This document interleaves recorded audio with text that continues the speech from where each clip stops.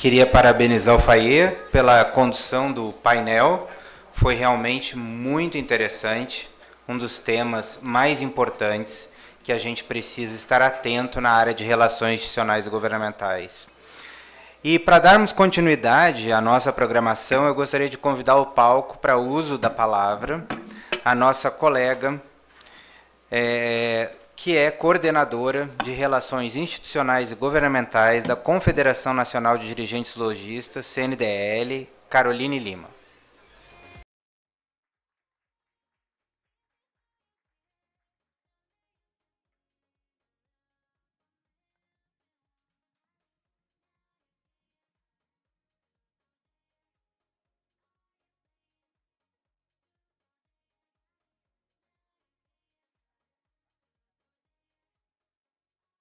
Bom dia a todos. É uma honra estar aqui com vocês, viu? E vou falar brevemente, com muito orgulho, do lançamento da nossa cartilha do Comitê Abrigue Mulher. Represento aqui toda esse comitê, né, que foi criado então na gestão da nossa presidente, a Carol Venuto, e que está sendo levado aqui na presidência, né, presidente Jean. Nós colocamos aqui para vocês, será distribuído, já está nas sacolas. É um guia prático, justamente, olha, prevenção e combate ao assédio moral e sexual na nossa atividade de relações institucionais e governamentais.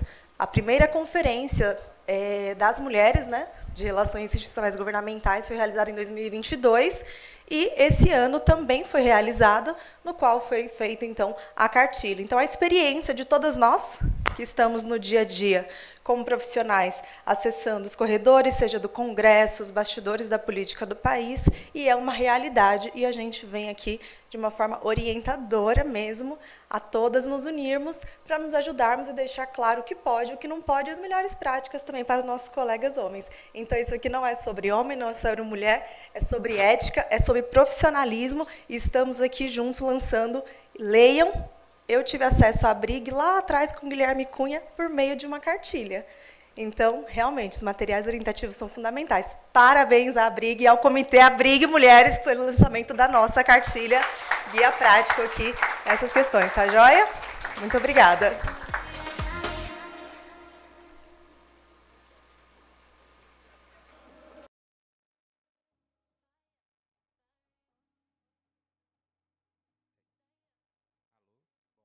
Já queria aproveitar que a Carol está aqui e convidá-la a sentar, porque ela vai fazer parte do próximo painel. Pedir uma salva de palmas a ela, por favor. O nosso próximo painel é Segurança Pública e Investimento, Desafios e Oportunidades. Para se juntar à Carol, eu quero chamar aqui o presidente da União dos Vereadores do Brasil, o senhor Gilson Conzatti.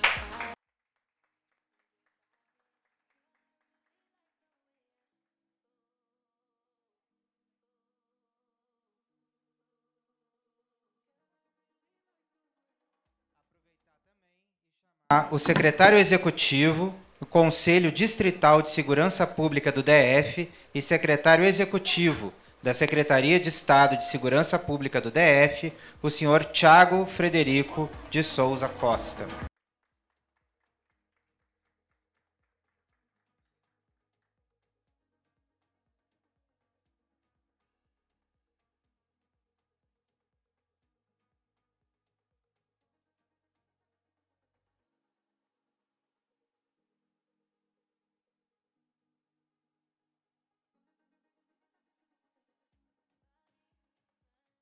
Por fim, não menos importante, aliás, a mais importante presença desse painel, que é a nossa moderadora, que é a diretora de regulamentação da Abrigue, Fabiane Moreira.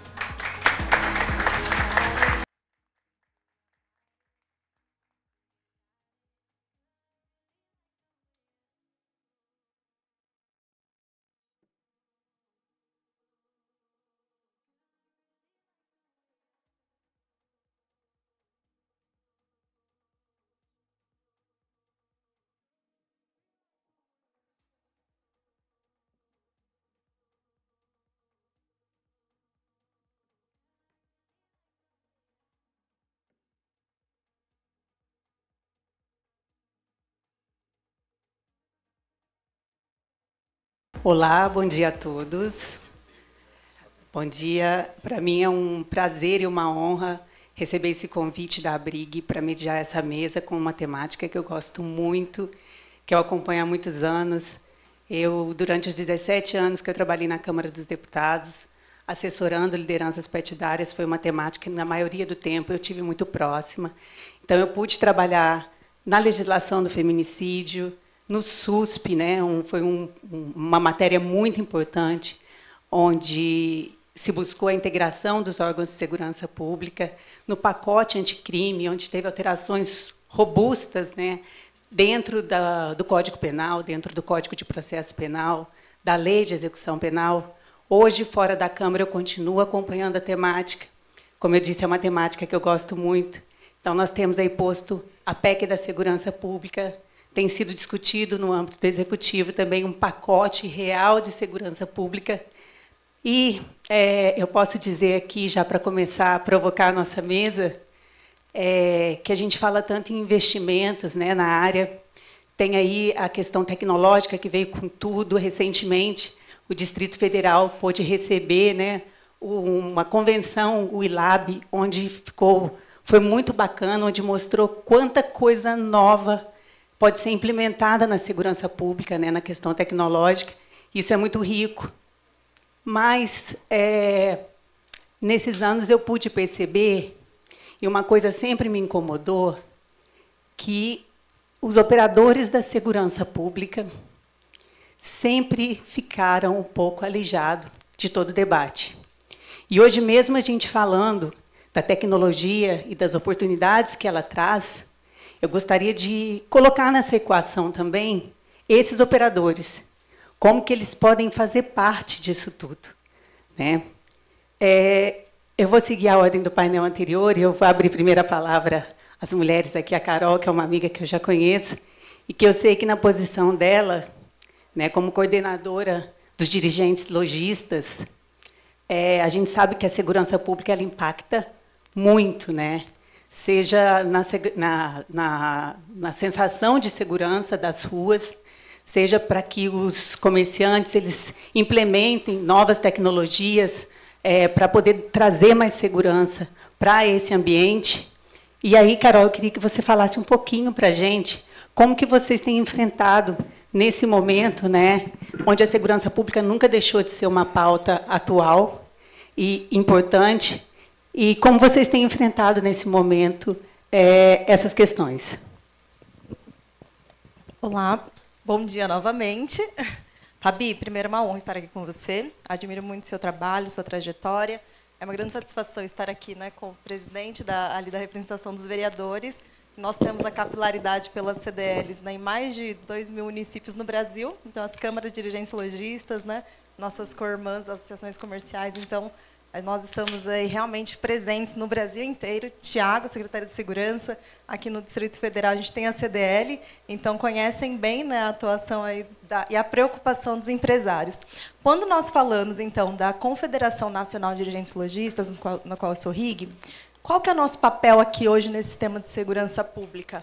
É justamente ser parte da sociedade civil, que demanda a área de segurança pública, seja dos legisladores, seja do executivo. E o Fayet teve a generosidade de nos convidar para estar aqui hoje, porque ele participou de um estudo de política pública que a CNDL fez, que se chama Política Pública 4.0.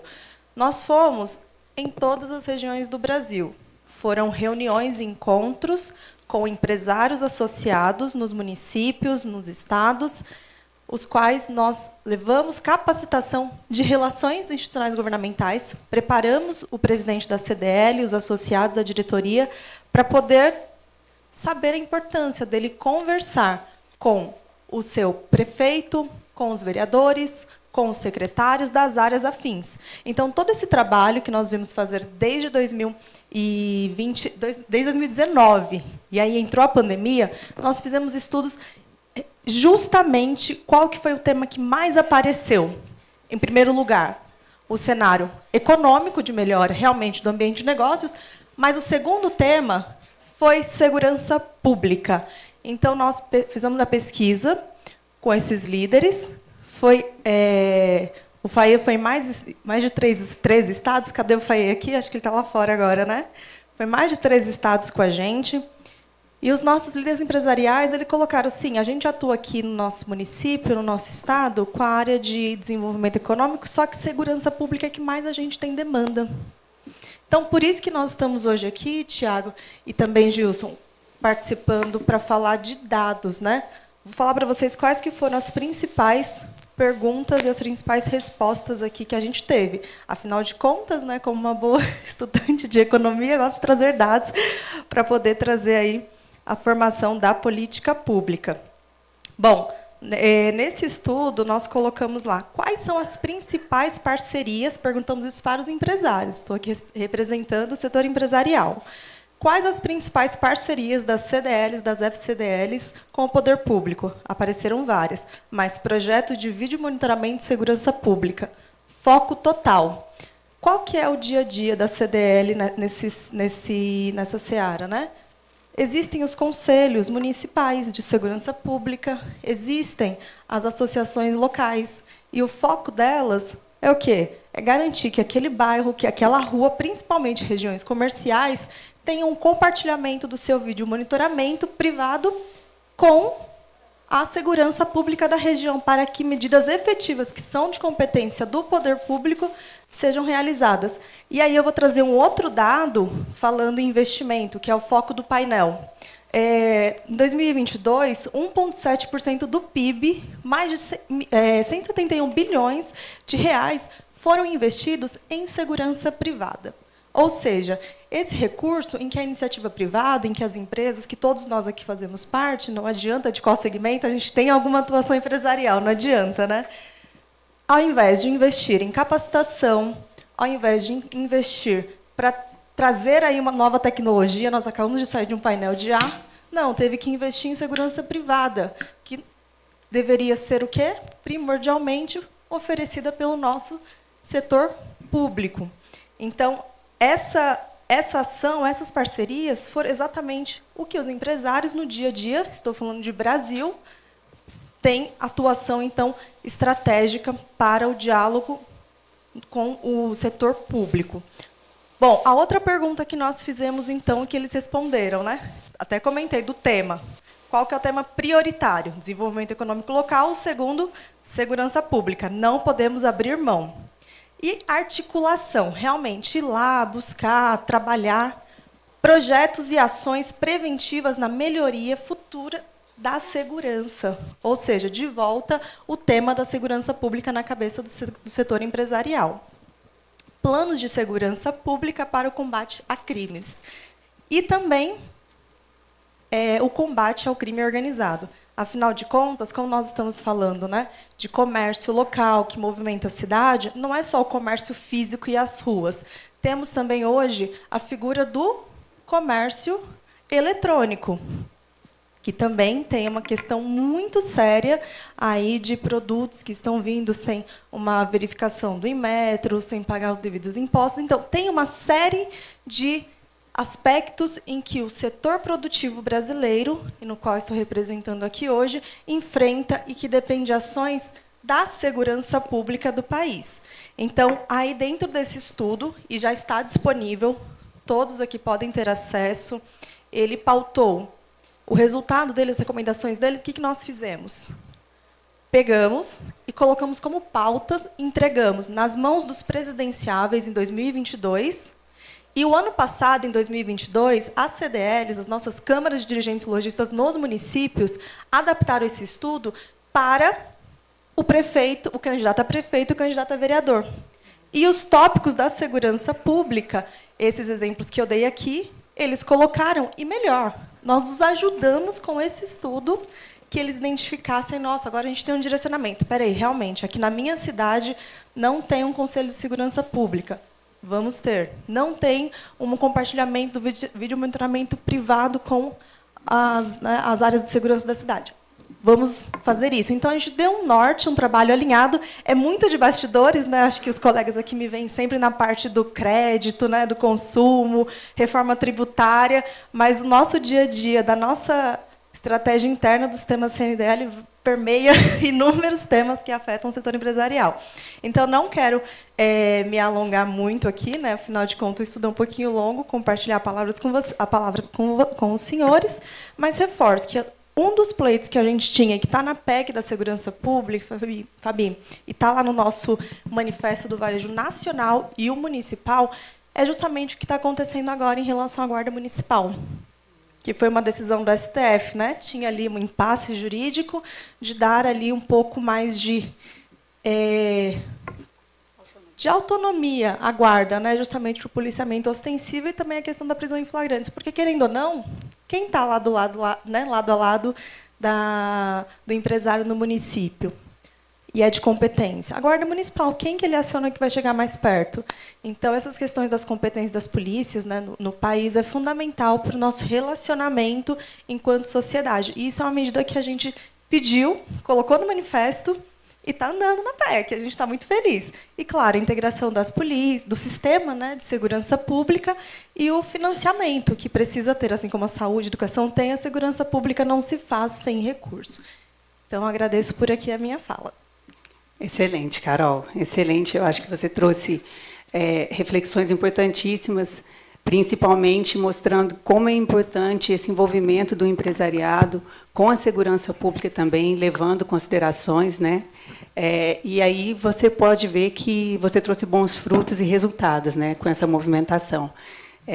Dentre outras pautas, também você me recordou que há muitos anos também vem sendo discutido dentro do Congresso o ciclo completo de polícia, né, e a questão das guardas municipais ampliarem as suas competências. Então, realmente, é um debate que já vinha se arrastando, que precisava, de fato, de uma resolutividade. Opa, quase não saiu. Gilson, seu papel é muito importante, né? A gente sabe que o vereador ele é o agente político que está mais próximo da comunidade, né? Que recebe as maiores inputs, né?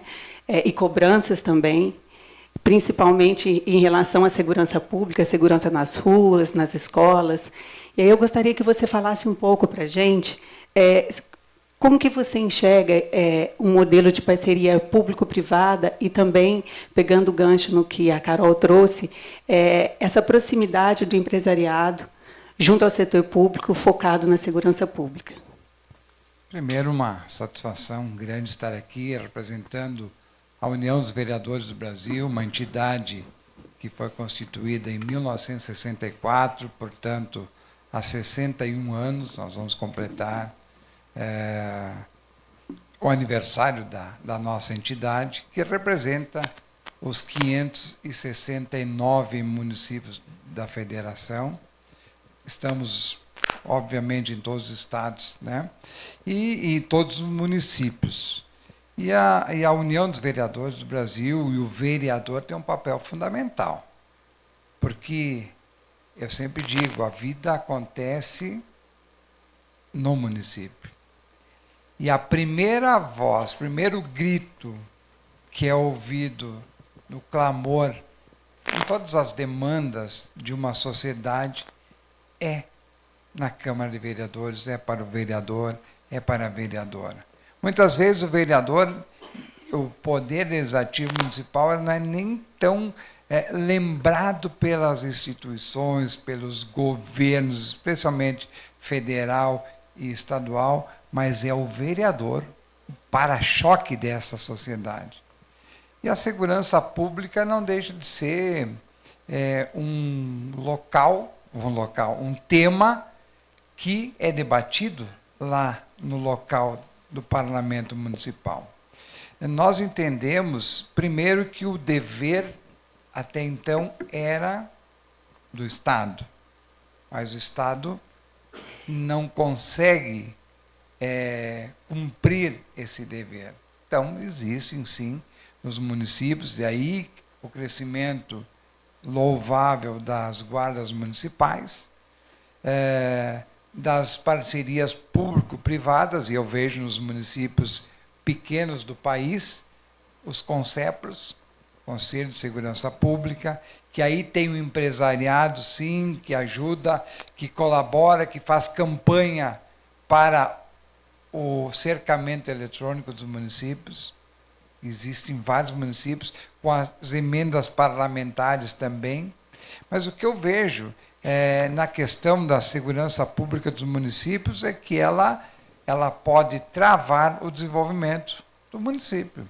A falta de segurança, a falta de investimento. E o que é investimento em segurança? É uma lâmpada num poste de uma cidade no centro, onde é que tem o comércio, ou a indústria, que o trabalhador tem que se locomover muitas vezes a pé ou de bicicleta. É buscar esse entendimento que a segurança pública não é só a polícia, né? É uma série de demandas e políticas públicas que vai diminuir ou vai aumentar a questão da segurança pública no município. Então, as câmaras de vereadores têm um papel fundamental nesse entendimento da sociedade, mas muitas vezes nós temos impedimentos, e os municípios pequenos, lembrando que 90% dos municípios brasileiros são abaixo de 50 mil habitantes, portanto, muitos desses municípios vivem do FPM, e o FPM muitas vezes não dá a condição do município investir. Então, o primeiro gargalo que nós temos é o investimento público, que não tem, por isso a importância da parceria público-privada, que eu vou falar daqui a pouquinho.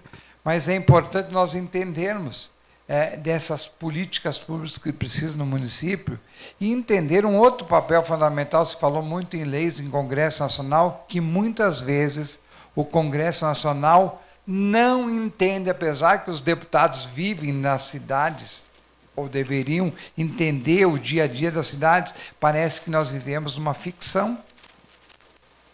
Falar em tecnologias, e aqui se falou, daqui a pouco o Distrito Federal vai falar aqui, nosso representante, mas é uma utopia comparar Brasília, a capital do Distrito Federal, com a minha cidade de Iraí, no Rio Grande do Sul, com 8 mil habitantes, ou Encantado, no Rio Grande do Sul, onde eu fui vereador também, com 23 mil habitantes.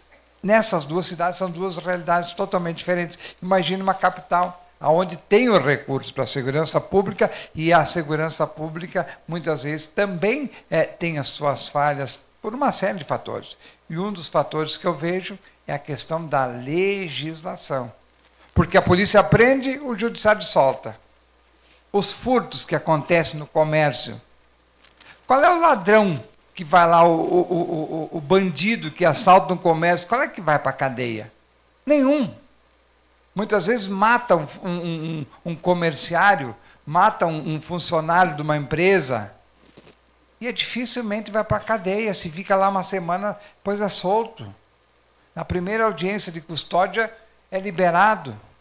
Então, como é que nós vamos fazer segurança pública se o Estado não nos dá esta segurança que a polícia prende, o judiciário solta?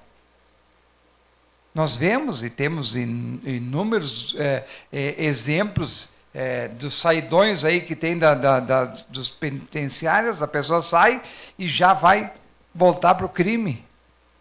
Nós temos a questão das vulnerabilidades também, que é outro trabalho que tem que ser feito, trabalho social. Mas o que eu vejo? Eu acho fundamental a parceria. E os pequenos municípios têm a parceria com a iniciativa privada. Que funciona. Eu tenho um exemplo, eu estava comentando há pouco, o meu município, Iraí, no Rio Grande do Sul. Até 2 anos atrás, eu tinha polícia no município, isso que tem presídio no município lá, tinha os policiais. Mas na cidade, para fazer a ronda, até 11 horas da noite. Realidade do Brasil, do Rio Grande do Sul, do meu estado, que é um estado chamado avançado, né? Com qualidade de vida boa, mas 11 da noite encerrou a polícia. Da qualquer ocorrência das 11 às 7 da manhã, não tinha que chamar 30 quilômetros longe o policial. Então, nós temos ainda muita coisa a fazer, o Estado. E aí eu volto de novo na questão dos recursos. Nós estamos aprovando, e foi aprovada uma reforma tributária, que o setor empresarial é que vai pagar essa conta mais uma vez. E essa conta, mais uma vez, vai ficar com os recursos aonde? Em Brasília, na União, que é uma ficção. Ninguém mora na União. Como nos estados, moram nos municípios. A vida acontece nos municípios. E os municípios vão continuar penando, vereador, prefeito, batendo em porta de deputado pedindo emenda para ter recursos para o seu município. Por quê? Porque essa reforma não teve o pacto federativo, a divisão do bolo tributário. Continua a União com 60% de tudo que se arrecada nesse país e os municípios com 15%. Então, como é que nós vamos querer que os municípios vão ajudar? Estão fazendo, alguns podem. E temos muita boa polícia, muitas guardas municipais excelentes. Mas nós precisamos recursos para fazer parceria público-privada, e a parceria público-privada é o quê? É dinheiro.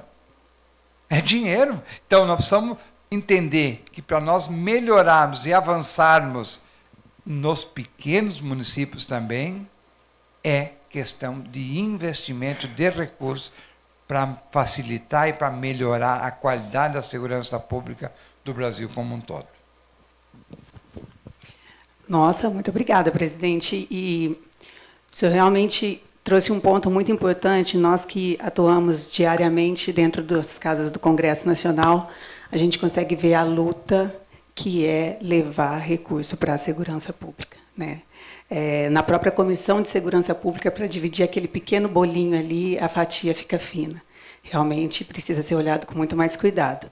Secretário, eu fiquei muito, muito entusiasmada com o projeto de Brasília. Para quem ainda não conhece, Brasília tem um projeto tecnológico aplicado à segurança pública fantástico. Esse laboratório que vocês trouxeram para cá agora na conferência do Conselho de Segurança Pública foi riquíssimo, assim, muita coisa nova.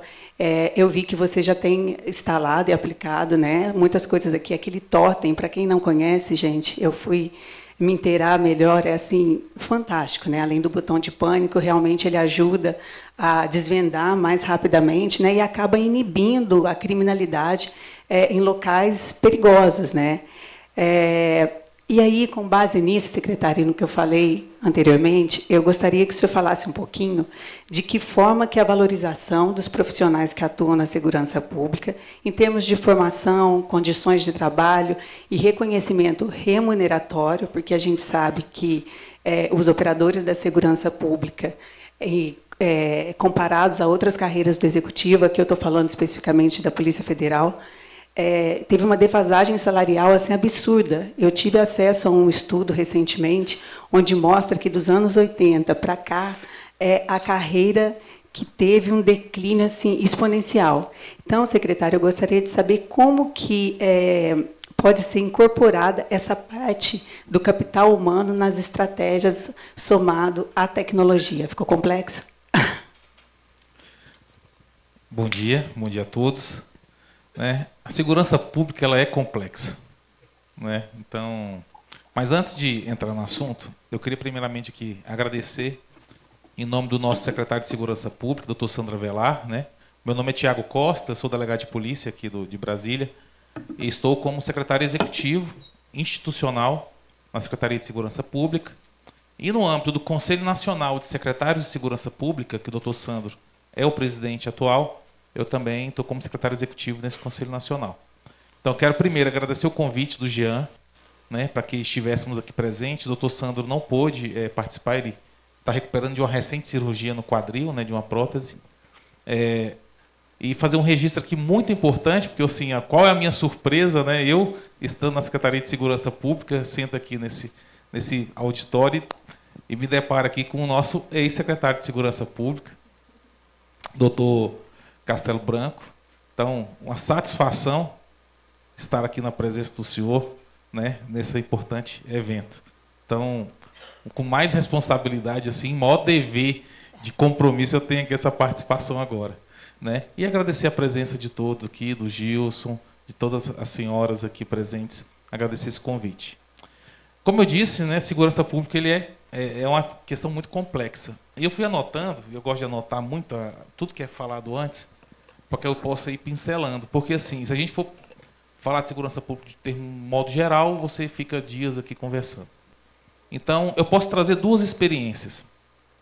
Uma experiência local, enquanto Secretaria de Segurança Pública, uma experiência nacional, enquanto Conselho Nacional de Secretários de Segurança, em que nós temos, em que temos debatido vários desses assuntos no que diz respeito a Congresso Nacional, proposições legislativas, PEC da Segurança Pública, o recente pacote de anteprojetos de lei que o CONCESP está apresentando, que foi apresentado durante o ILAB Segurança Pública, né, um evento que aconteceu recentemente.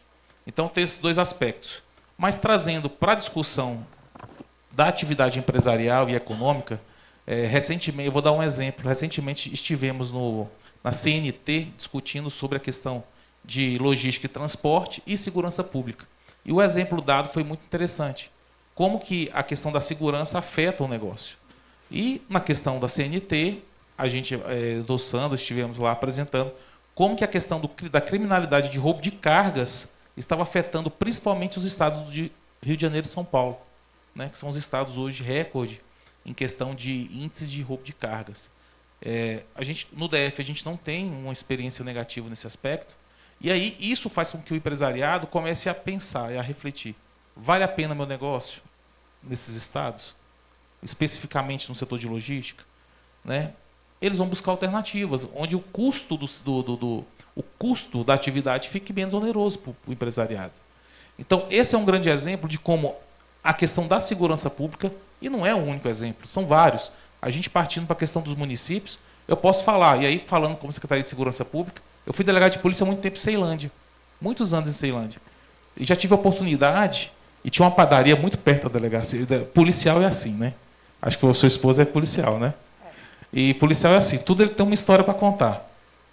E uma vez estou na delegacia, terminando meu plantão bem cedo, eu falei, vou tomar um café na padaria, do outro lado da rua, e era batata.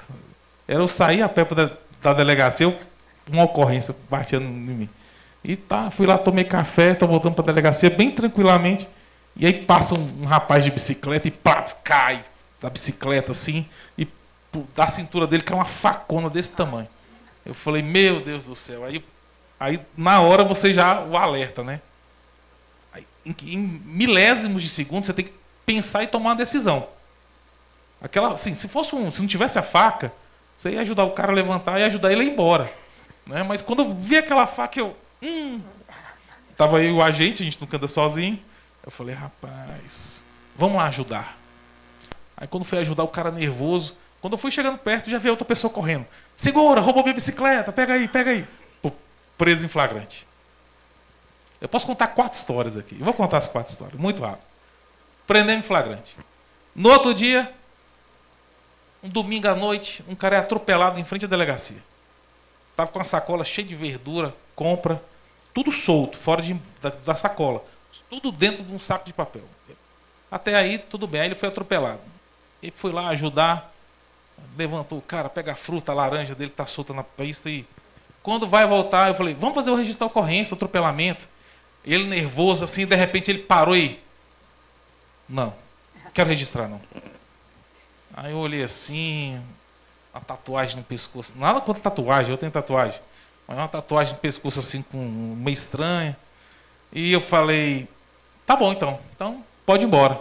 Aí eu virei, eu e o agente, nós viramos de costas assim, eu falei, vamos virar e pegar ele. Vira e pega, vamos catar, vamos levar para a delegacia. Aí viramos, pegamos, vamos para a delegacia. Aí levamos para a delegacia, quando sentou lá, doutor, não deu outra. Quando a gente pesquisou, procurado, mandado de prisão em aberto. E tem várias histórias. Isso incomoda o comerciante, o dono da padaria. É o cara que foi ali, furtou a fruta, que o cara que foi lá, furtou a padaria, ele está incomodado com a insegurança pública. Ele vai fechar o estabelecimento dele. Como é que a gente pode atuar nesse cenário?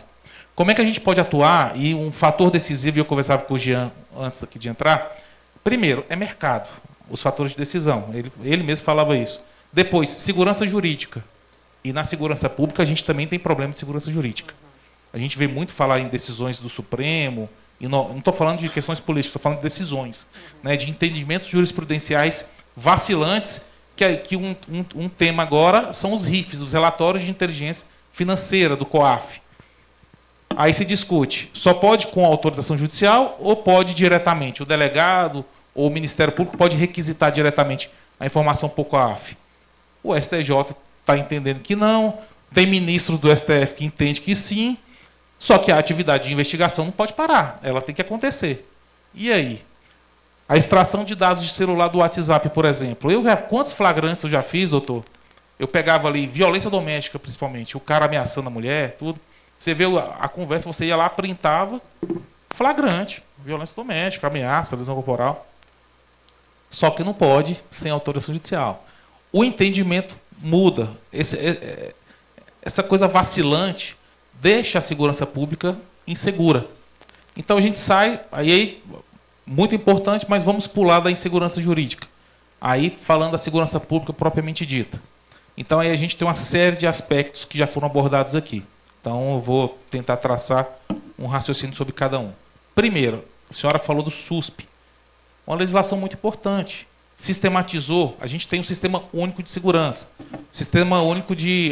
A educação ela também está estruturada, né, em repartições de competências federais, estaduais e municipais. E a segurança pública? A gente fala dos municípios, e aí vem a importância do SUSP. O SUSP tentou, isso na legislação federal, organizar em forma de sistema, e daí desencadeiam várias questões, que vai chegar nos conselhos comunitários de segurança. Primeiro, repartição de... Quando a gente fala em pacto federativo, a gente fala de, basicamente, repartição de competências, divisão de receitas, arrecadação, né? Então, quando você vai para a segurança pública, e aí não é um problema só da segurança, é geral, a arrecadação ela está prioritariamente na União. Quando você fala do investimento, do custeio, o custeio está basicamente nos estados, não é na União. Mais de 90% do que se gasta em segurança pública está com os estados, na faixa de 5% União. E a gente vê os municípios crescendo nesse cenário. Por quê? Porque dentro do modelo de repartição de competências, o município vem ganhando muita força. Já foi falado a questão da decisão do STF, que fortalece a questão das atribuições das guardas municipais. Esse é um caminho sem volta. Por quê? E aí eu dei o exemplo. Se eu sou prefeito e eu não sou amigo do governador, não estou alinhado com ele politicamente, eu fico dependendo do governador para mandar um policial militar, para botar um policial civil ali na minha cidade. Se eu não tenho alinhamento com ele, ele não manda ninguém, ou manda muito pouco. Qual é o prefeito que não quer ter a sua guarda municipal? Primeira coisa, se eu for eleito, primeira coisa, eu criaria minha guarda municipal.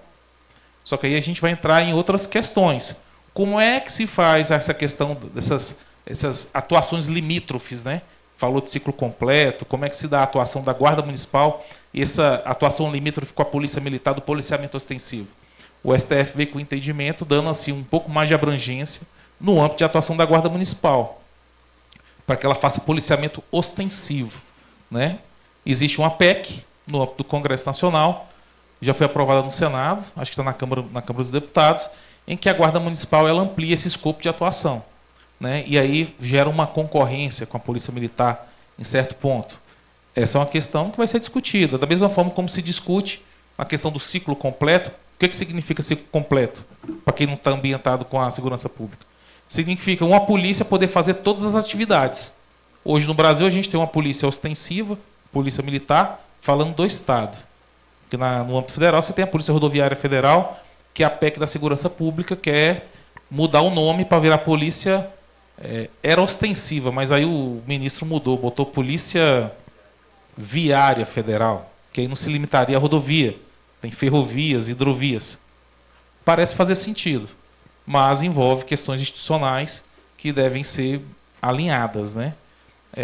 Então, a questão da guarda vem nesse cenário e desenvolvendo a questão do SUSP, porque aí você vem guarda, pacto federativo, distribuição de competências, municípios.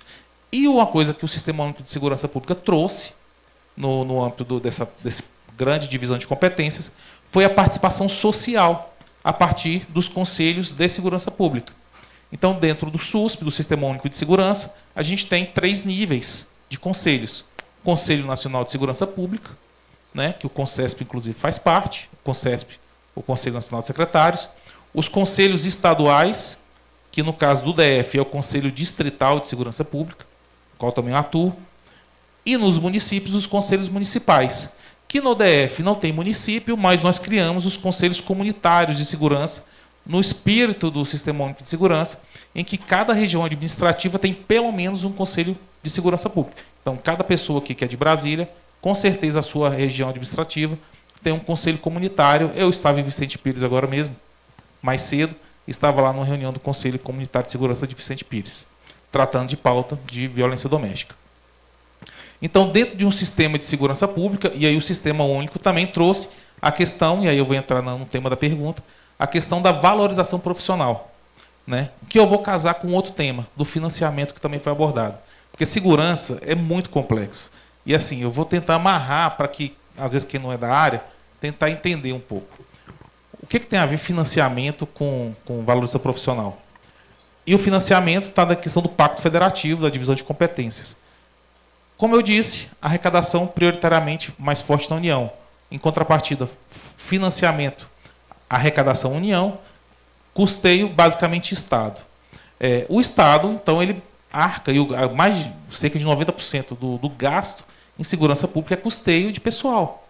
Essa é a realidade não só na segurança, mas a grande realidade da maior parte do serviço público, né? Então você tem uma parte muito pequena para investimento. Então, diferentemente da saúde e da educação, que tem fontes específicas na Constituição Federal para financiamento e percentuais mínimos de investimento, a segurança pública não tem. O Constituinte foi muito inteligente em certo aspecto, mas acho que faltou tratar da questão do financiamento na Constituição. Porque você simplesmente acha que segurança pública é questão de polícia e não é, né? Segurança pública não é problema de polícia. E não é competência também só dos estados darem conta do problema de segurança pública. E aí a gente vai entrar na questão da valorização profissional. Por quê? Porque uma das formas de financiar a segurança pública hoje é uma parte da arrecadação das loterias federais. O que a lei do Fundo Nacional de Segurança Pública prevê?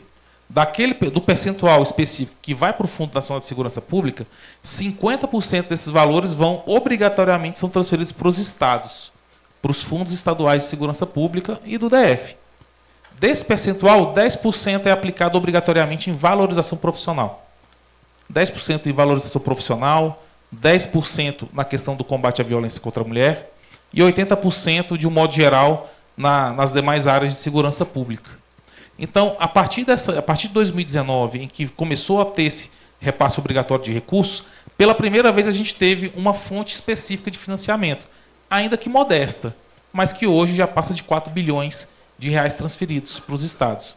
Então, isso já começou a permitir que muitos estados brasileiros, e aí não é o caso do DF, que a gente tem uma fonte muito robusta, que é o Fundo Constitucional de Segurança Pública, que financia a Polícia Civil, a Polícia Militar e o Corpo de Bombeiros, mas você conseguiu ter recursos para investimento em outras áreas, o que não era a realidade no país. Exceto São Paulo, estados mais ricos, estados pequenos ou mais fragilizados do ponto de vista orçamentário, eles começaram a conseguir fazer investimento a partir desse repasse de recursos. Então, eu estava agora no estado do norte, e você vê o governador fazendo entrega de 400 viaturas. Isso não era uma realidade há 10 anos atrás. Até o Distrito Federal não tinha uma realidade tão boa assim antes do Fundo Constitucional, que foi em 2002. Então, a gente consegue perceber que várias ações, aí, a partir desse repasse obrigatório de recursos de loterias, a gente começou a ter uma fonte fixa para investir em capacitação e valorização. Só que, respondendo a sua pergunta, essa capacitação e valorização é muito importante para tratar a questão da saúde mental do profissional de segurança pública, que é um tema extremamente sensível. A gente tem mais mortes policiais por suicídio do que na atividade policial. Então, isso não é um problema só policial, ele é agravado no âmbito da segurança pública. Mas o suicídio, ele é causa de morte maior do que o homicídio no DF, para você ter ideia. Porque não é algo que se noticia, mas a gente tem mais morte por suicídio do que por homicídio aqui. E a gente hoje no DF tem uma realidade assim fora do padrão em termos de criminalidade violenta, né? A gente está, em termos de capitais, é o segundo estado menos violento, perde para Florianópolis, só que aí tem uma outra característica, é uma ilha, população infinitamente menor. Então, o DF tem um padrão de segurança, assim, em questão de crimes violentos, muito bom. A gente está com o presidente dos Estados Unidos, esses dias, foi fazer uma crítica e acabou fazendo uma propaganda do DF, né? E o doutor Sandro até agradeceu. Não, realmente, aqui, e eu conheço o Washington. Eu falei que realmente aqui é mais seguro que o Washington. Só que ele só usou um dado errado, né? Ele botou o índice de criminalidade violenta do DF acima de 11%, e aqui é 6,9% a nossa taxa. É taxa de país europeu. Então, tudo isso. Então, na questão da valorização, a gente vê essa questão da fonte de recurso para a questão da capacitação, formação, saúde mental, mas um tema que a gente tem debatido hoje, especificamente no DF, é a questão remuneratória, da valorização profissional do ponto de vista remuneratório. Nosso ex-secretário, com certeza aqui, é da época em que a Polícia Federal e a Polícia Civil do DF mal tinham se separado, que elas têm uma origem comum, né? O Departamento Federal de Segurança. Se não me engano, é antes, doutor, né? Ainda existia o Departamento Federal? Já tinha extinguido, já tinha sido extinto, né? Já tinha sido extinto. E aí a segurança pública da capital federal, ainda no Rio de Janeiro, ela era realizada pelo Departamento Federal de Segurança, e aí chegou em certo momento, já em Brasília, chegou em certo momento em que tiveram que optar. Quem queria ficar na Polícia Civil de Brasília, quem queria ir para a Polícia Federal. Um irmão do avô da minha esposa, inclusive, ele é policial federal aposentado da antiga Gebiano, né, doutor? Então ele optou ficar na Polícia Federal, mas temos vários colegas aqui. Esse é um tema que está sendo debatido, né? Alguns de vocês devem estar vendo algumas notícias no jornal a respeito de negociação salarial da Polícia Civil do DF. Então esse é um tema que está sendo bem debatido, eu acho que a gente vai chegar no bom termo logo. Mas eu estou vendo que o tempo está terminando, e eu não gostaria de terminar de falar com relação ao ILAB, que você falou muito bem no começo, que foi uma iniciativa da gente trazer uma perspectiva de tecnologia para a segurança pública. Então foi feito um evento aqui no Brasil 21, chama ILAB Segurança, que foi trazendo vários atores da iniciativa privada e do setor público para discutir segurança pública em âmbito nacional. Então nós trouxemos a Brasília todos os comandantes gerais das polícias militares, todos os comandantes dos bombeiros, todos os delegados gerais das polícias civis, todos os dirigentes das polícias científicas, todos os secretários do sistema prisional, Polícia Penal, Polícia Federal, Polícia Rodoviária Federal. Foi um evento magnífico, foi pioneiro, um evento nacional em que se discutiu o tema segurança pública com a iniciativa privada. E um tema muito importante, e que já é uma iniciativa do Dr. Sandro Avelar, nosso secretário, é a importância dessa interação público-privado, né? A gente falou muito disso aqui. E na segurança pública, ele cunhou um princípio que a gente tem esse princípio na saúde, mas na segurança pública nunca se ouviu falar, que é um avanço com relação ao conceito de integração, que é o conceito de integralidade na segurança pública, que vai muito além de se colocar Polícia Civil e Polícia Militar para trabalhar junto. Vai a partir da percepção de que a sociedade civil, a iniciativa privada tem que trabalhar. E sabe qual é o fundamento disso, doutor? Escancarado na nossa frente, e a gente nunca conseguiu fazer essa leitura. O artigo 144, no CAPT, ele é expresso. Segurança pública é um dever do Estado. Direito e responsabilidade de todos. Então não se faz segurança pública só com a polícia. A gente faz segurança pública discutindo aqui nesse ambiente, né, como que a segurança e como a iniciativa privada pode contribuir. E falando da questão do sistema de vídeo monitoramento, que foi o exemplo dado, a gente já tem avançado no DF com essa questão do compartilhamento de sistemas privados, integrando no nosso sistema público de vídeo monitoramento urbano. E conversando agora recentemente em Manaus, o secretário do Mato Grosso trouxe uma iniciativa muito interessante. A gente conseguia implantar sistema de reconhecimento facial a partir das imagens integradas das câmeras privadas. Que para a gente, assim, ainda não tinha visto essa iniciativa. A iniciativa de integrar as imagens privadas nós já estamos fazendo, já fizemos algumas parcerias. Claro que tudo isso é feito a partir de uma análise técnica, né? A gente não quer a imagem interna no consultório, é óbvio. A gente quer a imagem de um shopping. Estou vendo que o Multiplan está patrocinando, a gente está em conversa com a Multiplan para pegar imagens ali do shopping. Então é isso. Integralidade na segurança pública é a partir dessa concepção de que a segurança pública não se faz só com polícia. Segurança pública não é um problema só do Estado, é um problema da União, mas também é responsabilidade dos municípios. E o trabalho desse crescimento, da atividade, da participação do município na questão da segurança pública é muito relevante. Eu falei muito, né? O tema é muito empolgante, tem muita coisa para falar, mas eu encerro aqui. Obrigado. Obrigada, secretário. Falou muito e falou muito bem, na verdade. Trouxe sua perspectiva aí, que foi muito rica em todos os sentidos. Para a gente concluir, eu gostaria de fazer uma última pergunta e ouvir um pouquinho de cada um de vocês, que é em relação à atração de investimentos privados para projetos de segurança pública no Brasil.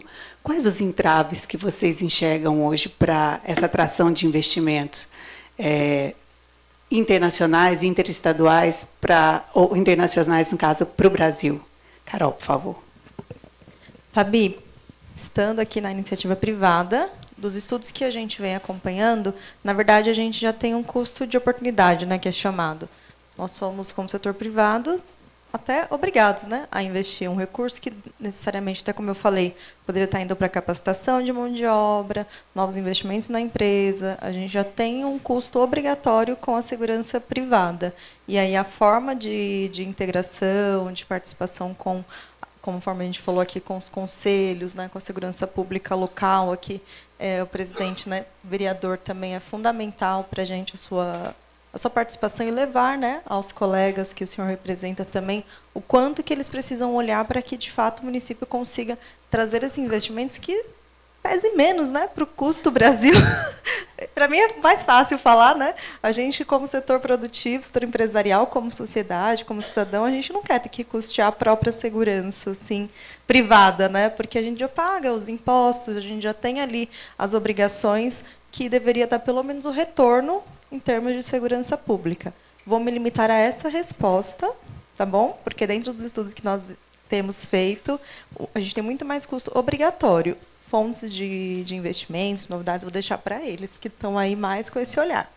Tá ótimo, foi ótima a sua contribuição. Presidente, por favor. Eu vejo que a iniciativa privada já está na sociedade, está na segurança pública. Aquilo que nós falamos antes, através dos conselhos, os CONCEPOS, né? Conselhos Municipais de Segurança Pública, nos vídeos monitoramento das cidades, praticamente todas as cidades têm essa participação da iniciativa privada. Nós precisamos avançar, mas é aquilo que eu coloquei, que nós precisamos ter recurso, e o recurso público para a segurança pública. E foi falado aqui para o doutor Tiago que segurança pública não é só polícia, não é. É a iluminação pública, é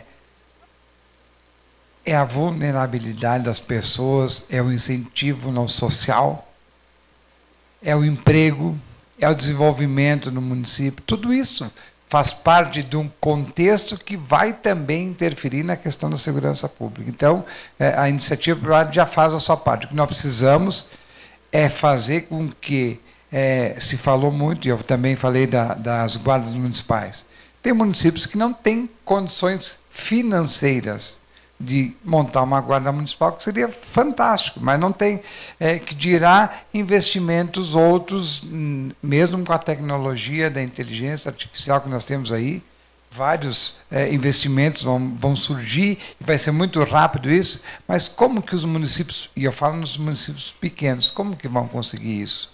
Nós precisamos mais dinheiro federal, mais dinheiro público, e com essa continuidade de participação da iniciativa privada que sempre tem feito. Quero saudar aqui meu querido deputado, que eu tenho dito ao Pedro Westphalen, que é deputado do Rio Grande do Sul, que é o meu voto ano que vem, não é do meu partido, mas é um deputado fantástico, extraordinário, que tem um trabalho acima da média. Parabéns, Pedro, e tens o meu apoio, sabe disso. Também quero te agradecer, Jean, pelo convite, a Lohane, também a vocês aqui da BRIG, por essa iniciativa desse encontro aqui, e eu, representando os mais de 58 mil homens e mulheres do Parlamento Municipal, me coloco sempre à disposição aqui da BRIG. Muito obrigado.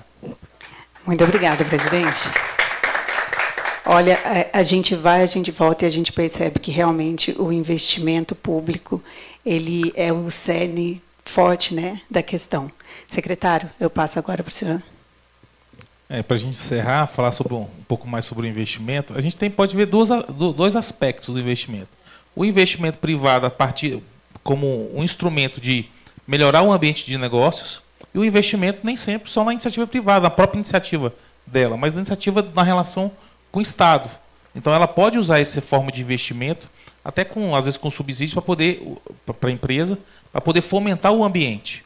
Não só como um custo Brasil, mas embora essa seja a percepção que mais pese, né?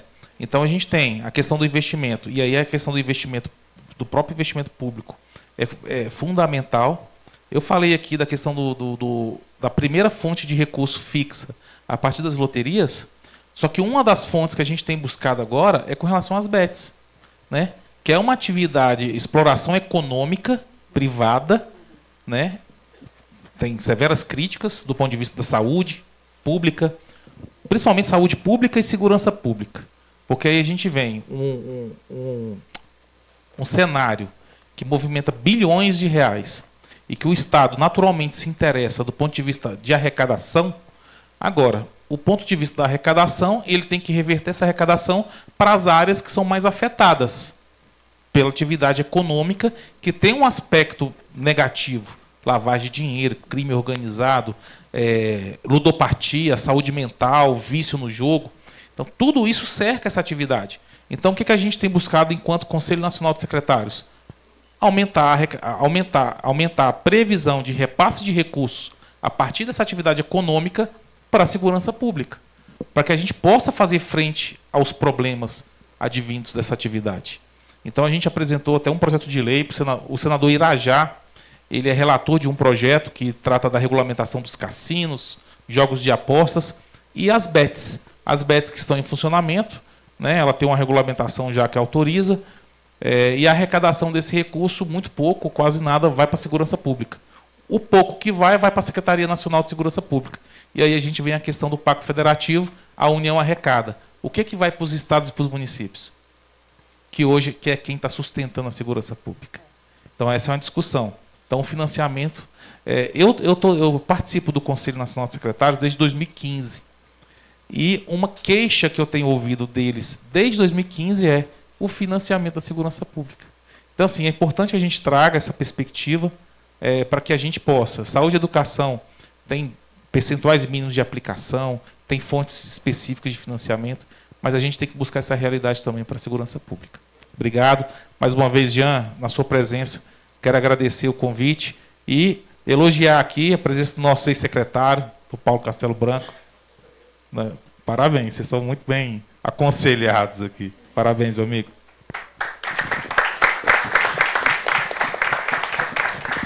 Pessoal, com essa fala, então, nós finalizamos esse painel. Também gostaria de agradecer ao Jean pelo convite. Para mim é sempre uma honra e um privilégio, principalmente tratar de um tema que eu adoro, que é segurança pública. Obrigada a todos. Obrigado, Fabiane. Uma satisfação.